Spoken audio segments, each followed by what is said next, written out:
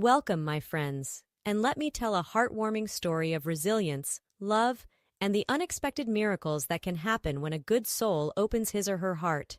Enjoy the story. Lakeville, Ohio was usually a quiet town, but on that fateful morning, the peace was shattered by a chilling scene. "No, please, I don't want to go," cried 7-year-old Karina, tears streaming down her face as she struggled against the iron grip of Miss Hannigan, the stern, angular woman attempting to force her into a waiting car. "You can't make me!" "Enough of this nonsense!" barked Miss Hannigan, her patience wearing thin. "Get in the car this instant, or I'll have you committed, you ungrateful brat!" Karina knew it was hopeless to resist. Her grandmother, her sole guardian, and the only family she had ever known, had passed away suddenly just days ago. With nowhere else to go, Karina was being sent to live at the Lakeview Home for Girls, a grim orphanage on the outskirts of town. "I won't stay there forever," Karina vowed under her breath as she reluctantly climbed into the car.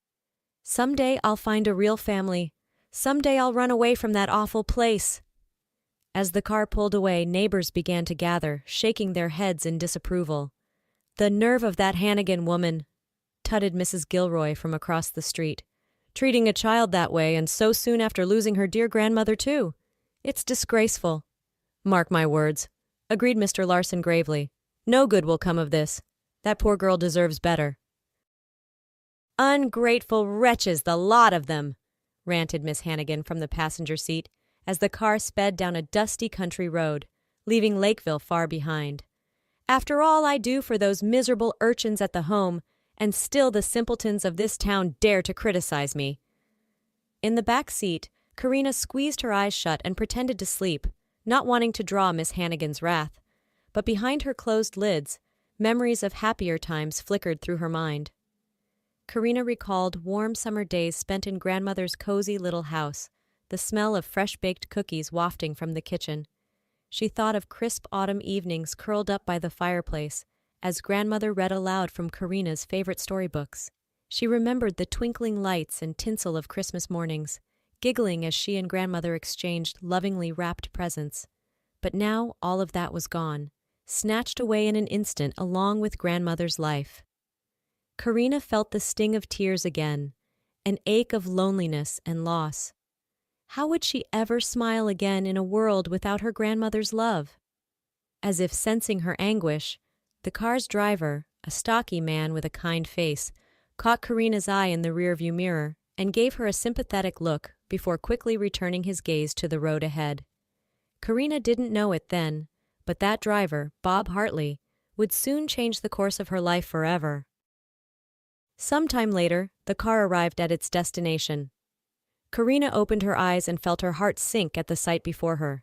The Lakeview Home for Girls, a hulking brick building that loomed against the gray October sky like something out of a ghost story.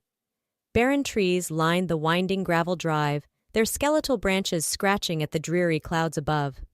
Miss Hannigan hustled Karina out of the car, up the steps, and through the orphanage's heavy wooden doors with brusque efficiency. "Welcome to your new home," she said flatly, as the doors creaked shut with a sound like a slamming crypt. But as Karina stepped into the gloom of the orphanage foyer to begin her new life, she felt a sudden, secret thrill of hopeful defiance, because there, pressing against her collarbone, hidden beneath her coat, was an unexpected gift, a delicate pendant necklace, discreetly slipped into her palm by Bob the driver as she'd exited his car. "For luck," Bob had whispered with a conspiratorial wink. "It was meant for my daughter Emma, but I think you need it more. Stay strong, little miss. Things will get better. You'll see."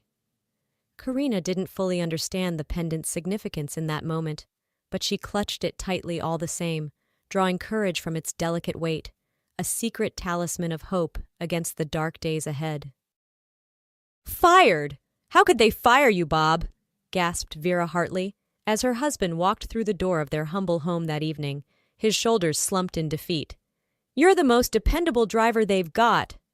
Bob sighed and shook his head glumly. "That shrew Hannigan lodged a complaint against me for questioning how she treated that little girl. Said I was being insubordinate. I tried to explain things to management, but they weren't hearing it." Vera went to him and took his rough hands in her own, offering a supportive squeeze. Times had been tough for the young couple already. They were barely scraping by on Bob's income as it was, with a mortgage to pay and their precocious 8-year-old Emma to support. And Vera had recently begun to suspect there might soon be another mouth to feed as well. "We'll get through this, darling. You'll find another job. Don't let that horrible woman get you down," Vera consoled. "You did the decent thing, standing up for that poor child. I'm proud of you." Bob pulled her into an appreciative embrace, taking solace in her steadfast love. But silently, anxiously, his mind churned. How would he keep a roof over their heads until he was hired somewhere else? Winter was coming on. What if the next baby arrived before he had a steady paycheck again? Would his family end up out on the streets? Days turned into weeks as Bob scoured the town for work, each lead ending in a dead end or a slammed door in his face. Despair began to creep into the Hartley household despite Vera's determined cheer and Emma's innocent faith in her father. Even Bob's own usually unshakable optimism began to flag. Until, that is, a burst of hope arrived in the form of an unexpected visit from Bob's old school chum, Mike Karchevsky, one blustery afternoon. Mike, a longtime railroad engineer, had heard of Bob's troubles through the local grapevine and come to make an enticing proposition. "Listen, Bob, I know you've fallen on some hard times," said Mike gravely, leaning across the kitchen table as Vera poured the men some strong coffee. "But it just so happens I might have a solution, if you're game." "At this point, I'll take anything," replied Bob wearily. "Spill it, Mike. What have you got?" "The rail line's been struggling to keep conductors on the Millfield route. That's the overnight run transporting miners and factory men between shifts," explained Mike. "It's solid pay, but a mighty tough crowd, especially coming off a long day's labor.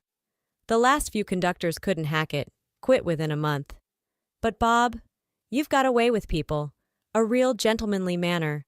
I think you could handle those worker blokes." Bob stroked his chin thoughtfully. He had to admit the offer was tempting. Good wages for honest work. And hadn't he always admired the romance and grit of the railways?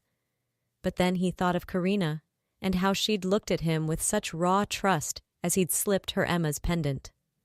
Could he really spend his nights away from his family, facing down the rough-and-tumble men Mike described, when his wife and daughter might need him? He looked to Vera questioningly, torn. To his surprise, she smiled and nodded in approval. "You should take it, Bob," she encouraged. Emma wandered into the kitchen and latched onto Bob's leg, blinking up at him innocently. "Daddy, did you find a job? Are you going to drive a train?" In that moment, with his wife's blessing and his daughter's admiration shining in her eyes, Bob knew his path was decided. He turned to Mike and thrust out a hand to shake. "I'm in," he said firmly. "Just tell me when to start." The night air was cool and clear as Bob stood on the open rear platform of the passenger car, surveying the railroad tracks stretching out behind the train like twin silver ribbons in the moonlight. His first shift as a conductor on the Millfield route was going smoothly so far, thanks in no small part to Mike's sage advice on managing the miners and factory workers who rode the line. Suddenly, a commotion arose from inside the car, angry shouts and the sound of scuffling. Alarmed, Bob rushed back in to find a knot of agitated passengers gathered around one of the benches. "Step aside, please," he commanded, pushing his way through the throng. To his shock, huddled on the bench at the center of the ruckus, was a small, quivering figure. A little girl in a tattered coat, with long, unkempt hair and terrified eyes. Bob recognized her instantly, his heart seizing in his chest. "Karina?" he breathed incredulously. At the sound of his voice, Karina lifted her head, blinking up at him wonderingly. "Mr. Bob? Is that really you?" A burly miner lunged forward, jabbing a finger toward Karina. "I found this little gutter snipe hiding in the luggage rack," he snarled. "Probably trying to stow away, the scamp." "Now hold on just a minute," interjected Bob sternly, putting himself between Karina and the angry crowd. "I won't have treated like that. Let's all simmer down and let the girl explain herself." The passengers reluctantly backed off as Bob knelt down to Karina's level, giving her an encouraging smile. "It's all right, sweetheart. You're safe now," he soothed. "Can you tell me what you're doing here? Why aren't you at the orphanage?" Karina swallowed hard, a single tear tracing down her grubby cheek. I ran away, she confessed tremulously. I couldn't take it anymore, Mr. Bob. It was horrible there, cold and dark and lonely. Miss Hannigan was so cruel. I had to get away. She reached up and pulled aside her collar, revealing Emma's pendant still fastened around her neck. You said things would get better, but they didn't. So I decided to go look for a new mama and daddy myself, since no one at the orphanage seemed to want me. Bob's heart broke at her words, at the desperate hope and fear mingled on her small face. He placed a gentle hand on her shoulder, marveling at her bravery and resilience. Oh, Karina, I'm so sorry. You deserve so much better. Let me help. The onlooking passengers stirred, their earlier anger replaced by awkward pity. Poor little mite, one muttered. Sounds like she's had a right rough go of it, said another. Bob stood, a fierce protectiveness kindling in his chest. He knew what he had to do. It was risky, unexpected, but it was right. Karina, he said softly, would you like to come home with me tonight? I'd like you to meet my family, my wife Vera and my daughter Emma. She's about your age. I think you'd like them very much. Karina tilted her face up to him, hardly daring to believe. Really? You'd take me to your house? I could meet your little girl? If you want to, then yes, absolutely, confirmed Bob warmly. Slowly, Karina reached out a small, tentative hand to grasp his. A fragile smile crept across her face. Yes, she whispered. Yes, please. The miners and factory workers watched the exchange somberly. But as Karina's joy and relief became clear, a current of tender feeling seemed to spread through the car. These were rough, stoic men, not prone to sentiment. But they were also husbands and fathers, men who knew the preciousness of an innocent child's trust. As Bob gently ushered Karina up the aisle toward his private cabin at the front of the car, something extraordinary began to happen. One by one, the burly passengers reached into their pockets and began to press small offerings into Karina's hands as she passed. Coins, crumpled bills, even the occasional treasured keepsake. Here now, take this, little miss, said one grizzled miner, dropping a nickel into her palm with a bashful smile. Buy yourself a bit of candy, eh? And this, it ain't much, but it'll help fill your belly, another chimed in, handing her a slightly squashed pork bun from his lunch pail. Soon, Karina's arms were overflowing with these humble tokens of kindness. Money, snacks, even a tiny hand-carved wooden doll. The men looked on with suspiciously shiny eyes, moved by Karina's story and her pluck. By the time she reached Bob's cabin, she was beaming, her earlier fears momentarily forgotten in the face of such unexpected generosity. Bob, too, felt overcome with emotion at the spontaneous goodwill of these hardened laborers. They might appear gruff on the outside, but their actions revealed the compassionate hearts that beat within. He resolved to do his utmost to protect and care for Karina, to prove himself worthy of his passengers' trust in his character.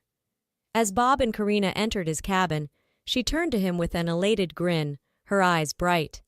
Did you see, Mr. Bob? Did you see how nice they all were? Maybe things really will get better now. Despite the uncertainty that lay ahead, Bob couldn't help but return her smile. For the first time since losing his job, his future felt full of promise again. He didn't know what the next day would bring, but he knew one thing for certain. Thanks to Karina, his life had changed forever. It was late by the time Bob's train finally pulled into the station, its brakes hissing as it ground to a halt. He took a sleeping Karina into his arms, careful not to jostle her awake, and carried her down onto the moonlit platform. The coin purse full of the miners' donations and her other gifts were tucked securely in his coat pockets. He hailed a cab and gave the driver his address, his nerves fluttering as they rolled through the quiet streets toward home.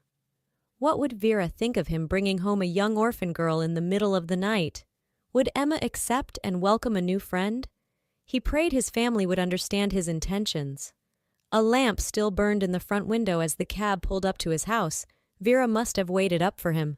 Strengthening his resolve, Bob carefully lifted Karina out and paid the driver, then climbed the worn wooden steps to his own front door.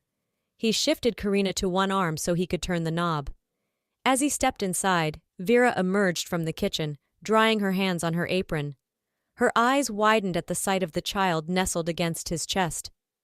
"Bob, who on earth—" she began, but then recognition sparked in her eyes. "Wait, is that—" "Karina," he confirmed softly.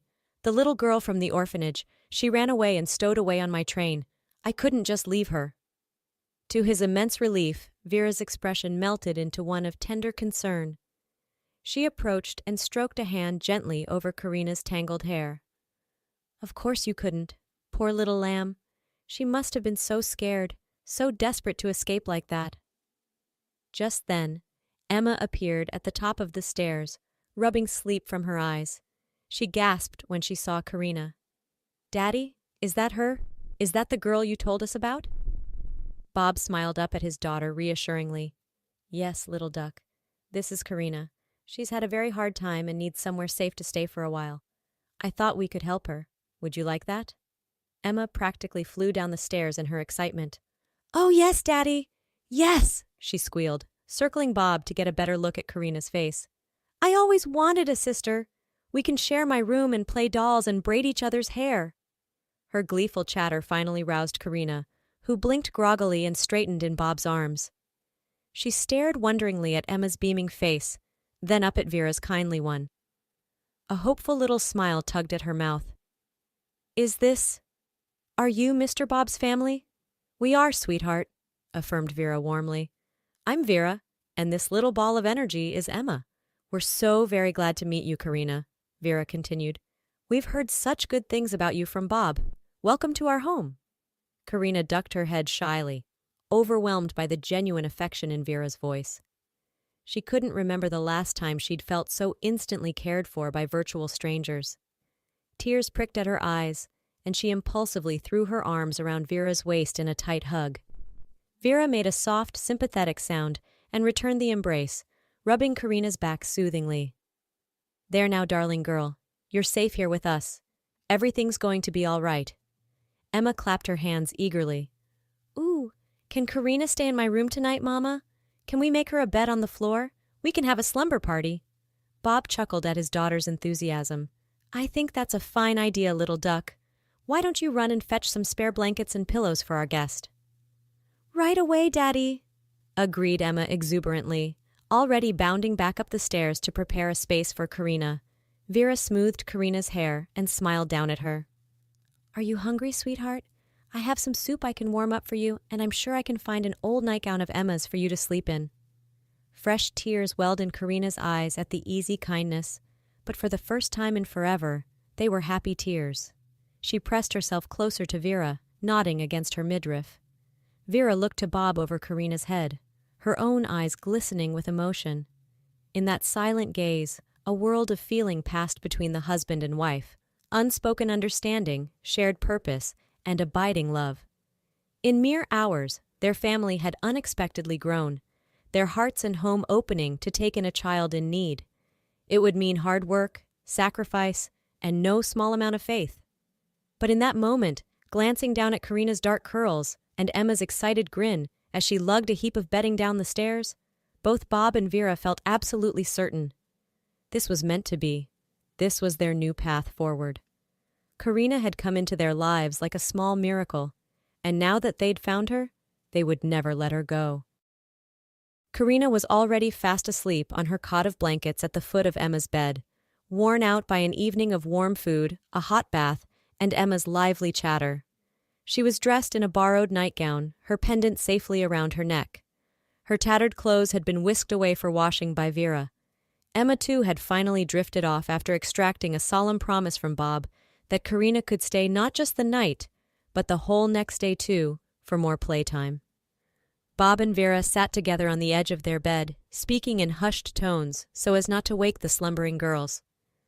"Bob, I've been thinking," began Vera slowly, "about Karina, about how much Emma has taken to her already, about how heartbroken she must have been, to run away like that, to stow away on a train just to escape that orphanage." "I know," sighed Bob heavily. "It kills me to think of sending her back there. You didn't see that place, Vera. She was miserable, frightened, desperate for a loving family. I just couldn't bear to. I want to adopt her. Vera interjected softly. Bob's head snapped up, his eyes widening. What? Vera, are you serious?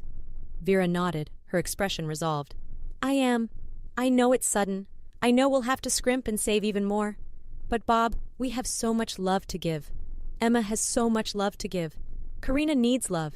She needs parents, a home. We could be her home. She laid a hand over her still flat stomach. We were already talking about having another child. Why not this child? Why not Karina? Just think. She could be ours, Bob. Our daughter. Bob gaped at her, overcome, hardly daring to hope that he'd heard correctly. Then slowly, gradually, a smile of pure wonder spread across his face. He took Vera's hand from her middle and raised it to his lips, kissing her knuckles reverently. My darling, my amazing, generous, glorious wife. You've read my mind and my heart as always, he declared elatedly. I was going to suggest the very same thing. Vera's eyes shone with unshed tears as she grinned. Bob pulled her into an exuberant embrace, overcome with emotion as he pictured the future that now seemed possible. Emma and Karina playing together, studying together, growing up side by side as true sisters. Their family of 3 forever expanded to 4, bound by the unbreakable ties of love. Later, as they settled under the covers, Bob draped an arm across his wife's waist and nuzzled into her rose-scented hair, marveling at her strength, her boundless compassion. He was still unemployed. The future was still uncertain. But now, with Vera by his side and 2 precious daughters to fight for, he felt newly energized, cloaked in purpose. He would give his family the life they deserved, would love them with every last ounce of will in his body. Starting with Karina, starting with bringing that brave little orphan permanently into the shelter of their hearts and home. 2 months later, Bob stood beside Vera and Emma outside the Lakeville courthouse, squinting against the bright winter sun as they awaited the arrival of the car carrying the newest member of their family. The past weeks had been a flurry of activity. Bob securing his position on the railroad thanks to Mike's unwavering faith in him, Vera and Emma preparing the house for Karina's arrival, and all of them navigating the often Byzantine process of adoption. There had been moments of doubt, of frustration, but they had pressed on, determined to make Karina a Hartley. At long last, the day had arrived.